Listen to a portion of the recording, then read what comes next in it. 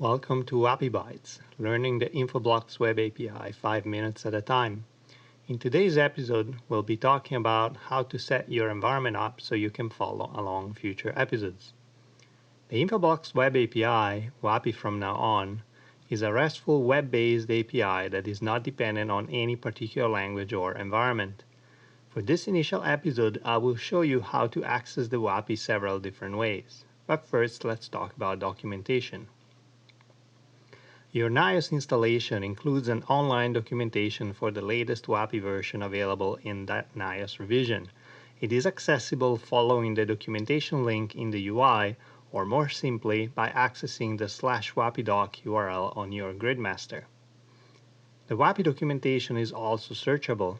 If, for example, you wanted to check which objects support the netmask field, you could type netmask here and show the relevant matches.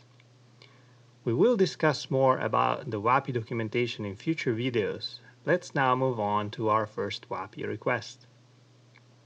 Depending on your favorite web browser, there are many different REST add-ons that can be installed. Here I am using HTTP Requester on Firefox, which can be downloaded from the official add-ons site. The NIOS Gridmaster I'm connecting to is available at the master address. And for these demos, I will be using an administrator account with the username and passwords set to admin and testpw. Let's now send a basic request to the WAPI. For example, let's retrieve the versions and objects this particular NIOS installation supports. On the HTTP requester screen in the URL field, add your master URL. For these samples, we will always be using JSON unless specified. So although not used for this particular example, in the content type header add application.json and add an accept header with the same string. To retrieve the objects and versions available in this NIOS installation over WAPI, we want an underscore schema get parameter. So let's add it to the parameters tab with a value of 1. Note that after doing that, you will have to add back the / after the WAPI version. The WAPI requires authentication, so let's go in the Authentication tab and input our username and password. We're all set now, and we can either click on the Get button or the Submit button with Get selected. And the server will return us the schema for this particular version.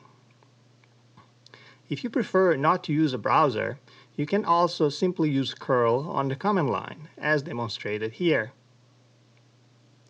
If you instead prefer to use the WAPI from a programming environment, it is quite simple as well.